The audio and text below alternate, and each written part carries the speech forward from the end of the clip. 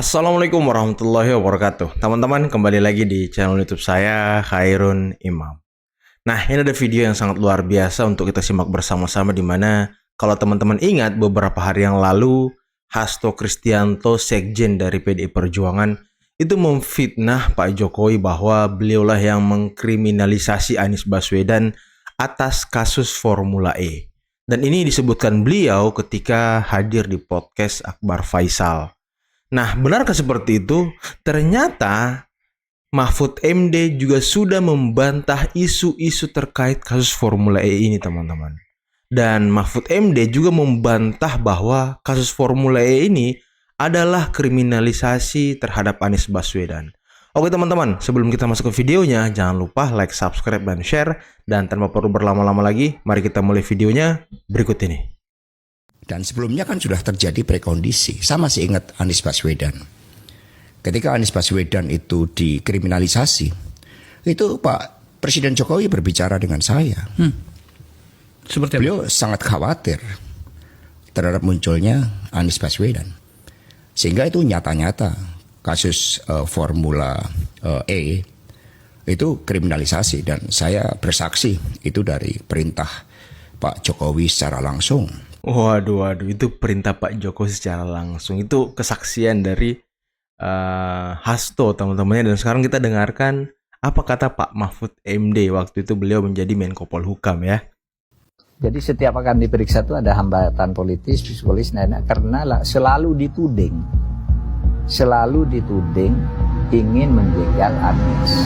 Laporan BPK itu menyimpulkan Formula E itu tidak boleh dibiayai oleh APBN maupun APBD. Formula E itu ia menjadi kontroversi karena kesulitan atau ada hambatan psikopolitis lagi nih. Istilah psikopolitis itu pernah saya gunakan dalam kasus Sambo, psikopolitis ya. Jadi setiap akan diperiksa itu ada hambatan politis, psikologis, karena selalu dituding ingin menjegal Anies. Karena Formula E itu kan Anies. Itu psikososial. Sehingga KPK itu setiap nyebut mau menyelidiki gitu, orang mau demo, KPK-nya mau dibakar.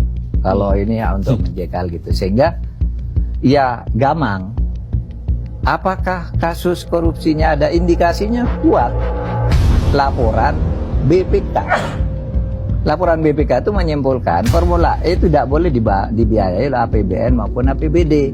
Firm itu ya? Firm, karena menurut undang-undang yang boleh dibiayai oleh APBN, APBD itu undang-undang olahraga tertentu yang disukai rakyat secara masif. Nah, lalu disebut yang masif itu apa? Sepak bola, voli, bulu tangkis. Sirkuit itu tidak ada. Nah, lalu BPK minta ini supaya didalami, ada indikasi tidak benar. Nah, setiap ini mau didalami, ribut. Katanya mau menjegal Anies gitu. Sehingga sekarang ya kalau pertimbangan politisnya begitu, saya bilang silakan aja KPK. Tapi kalau Anda tanya ke saya, bukan bahkan saya ya, KPK itu bukan bahan.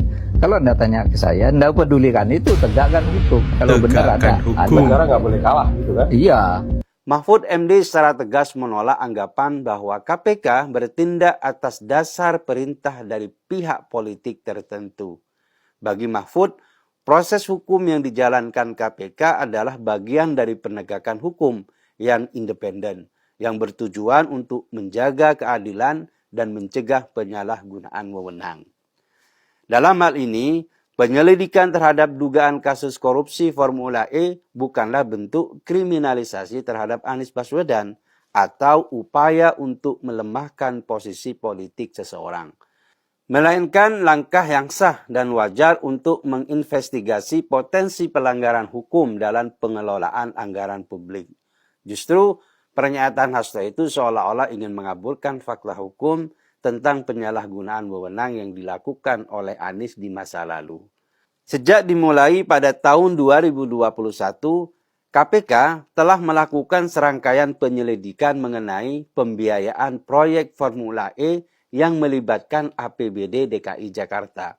Tentu saja KPK harus melakukan pemeriksaan secara mendalam.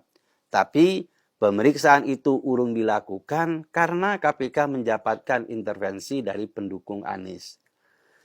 Mahfud MD menegaskan bahwa tidak ada instruksi atau intervensi dari Presiden Jokowi yang mendorong KPK untuk mengambil langkah tertentu dalam penyelidikan Formula E. Tentu saja, pernyataan Mahfud ini bisa dipertanggungjawabkan karena itu diucapkan ketika Mahfud menjadi Menko Polhukam saat itu.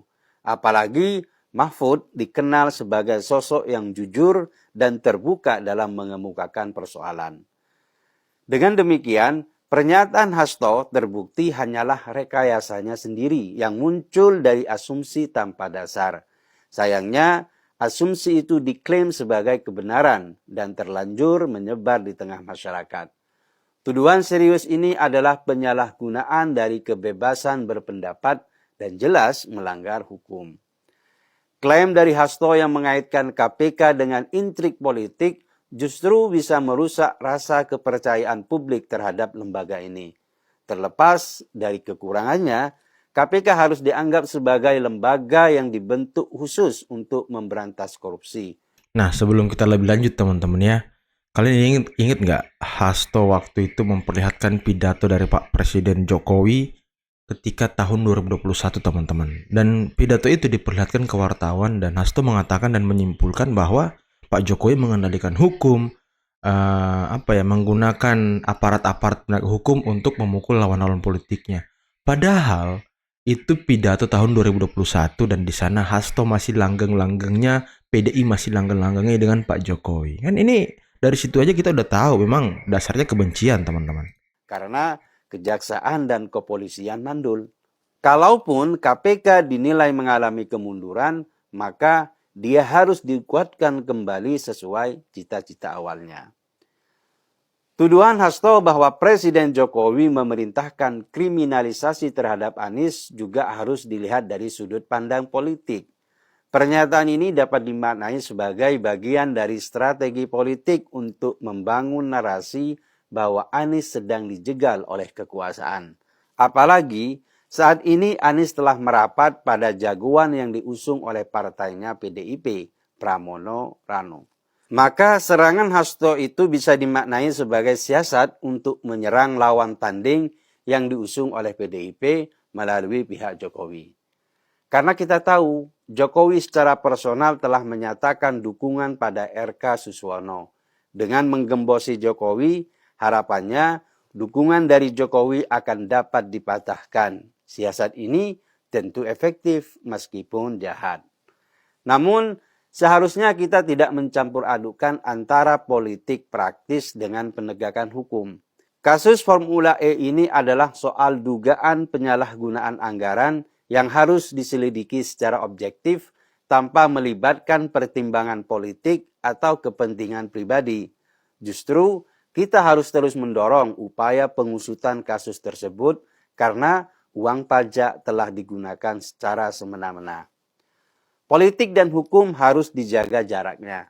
Seperti yang ditegaskan oleh Mahfud MD, proses hukum dalam penyelidikan ini merupakan hal yang wajar dan sah sesuai dengan mekanisme yang berlaku. Jika ada kesalahan dalam penyalahgunaan anggaran atau tindakan yang melanggar hukum, maka proses hukum harus terus berjalan tanpa ada campur tangan politik dari pihak manapun. Tuduhan yang disampaikan oleh Hasto Kristianto tentang adanya kriminalisasi terhadap Anies Baswedan dalam kasus Formula E tidak memiliki dasar dan asal bunyi. Kalau Anda lihat video ini nih, ya. Ngosok saya hanya menghadapi ancaman aja takut saya bongkar. Itu yang kita lakukan. Jadi saya nyatakan di sini bahwa Anies Baswedan kriminalisasi itu perintah dari Presiden Jokowi. Akbar Faisal juga sok-sokan acting. Mas Hasto. Anda Mas Hasto kalau ngomong 10 kali 11 yang nggak bisa dipercaya. Betul. Kami semua masyarakat Indonesia berharap Anda sungguh-sungguh ditangkap. Ya. Tidak bisa Anda pungkiri bahwa Anda menyembunyikan orang yang harusnya ditangkap oleh KPK. Itu fakta. Siapa tuh? Harun Masiku kah? Sudahlah Mas Hasto. Apa yang Anda katakan itu semuanya tidak benar, dan Anda terus lakukan ini, ya, pasti partai Anda makin nyungsep. Karena kredibilitas Anda itu sudah nggak bisa dipercaya. Ya, kita lihat dari sejak cerita Pilpres kemarin, Betul. semua yang Anda ngomong itu tidak benar. Semua hoax. Bagaimana kami masyarakat bisa percaya? Anda seorang sekjen sebuah partai yang besar. Ya, saya tidak tahu Anda mewakili Megawati. Kalau benar Anda mewakili Megawati, Anda lebih edan lagi. Ya, berarti Megawati dan Anda itu cuma 11-12. 11-12. Sama aja, Mas Hasto. Nah, teman-teman, itulah tadi beberapa video yang bisa kita simak dan saksikan pada kesempatan ini kali teman-teman ya. Dan sangat mengejutkan, memang kasus Formula E ini sudah sangat lama bergulir di KPK, dan Mas Anies juga sudah beberapa kali dipanggil, tapi akhirnya Hasto muncul dengan teori-teori yang ya tidak masuk akal dan tidak berdasar. Dan itu juga dibantah oleh Pak Mahfud MD yang waktu itu masih menjadi Menko Polhukam, teman-teman, bahwa ya undang-undang memang melarang penggunaan APBD anggaran negara untuk pembangunan fasilitas olahraga yang tidak banyak bukan disukai tapi tidak banyak peminatnya dari masyarakat, teman-teman. Dan itu terjadi di Formula E. Makanya KPK mengusut kasus anggaran dari Formula E. Jadi bukan kriminalisasi, teman-teman. Dan ini sesuai dengan undang-undang. Dan ya gimana ya? Selama ini kalau Anies dipanggil KPK ya memang KPK selalu diteriaki kriminalisasi lah, disetir kekuasaan lah, di inilah, di itulah. Tapi satu yang pasti, teman-teman, waktu Pilpres ada dirty vote, ya kan? Kalian ingat kan waktu Pilpres ada dirty vote. Nah, sekarang pilkada serentak ada Koni, ada Hasto dan kawan-kawannya. Waduh, itulah teman-teman ya. Mungkin cukup sekian dulu video kali ini. Jangan lupa like, subscribe, dan share videonya. Dan yang terpenting, apakah kalian percaya dengan kata Hasto? Coba komen di bawah ya. Kalau saya pribadi sih tidak percaya sama sekali, teman-teman. Ya, karena beberapa perkataan Hasto di Pilpres kemarin, pasca Pilpres itu, ya sampai Hasto dipanggil Polda kan karena menyebarkan hoax. Nah, ini hal yang membuat kredibilitas dari Hasto itu semakin menurun, dan saya nggak ngerti kenapa Hasto ini selalu dijadikan sekjen di PDIP. Apakah dia memang dijadikan peluncur-peluncur untuk mengatakan hal-hal yang belum tentu kebenarannya dan segala macam? Ya, kita lihat saja nanti, teman-teman. Biarkan waktu yang menjawab. Oke, teman-teman. Billahi taufiq wal hidayah. Wassalamualaikum warahmatullahi wabarakatuh. Bye-bye.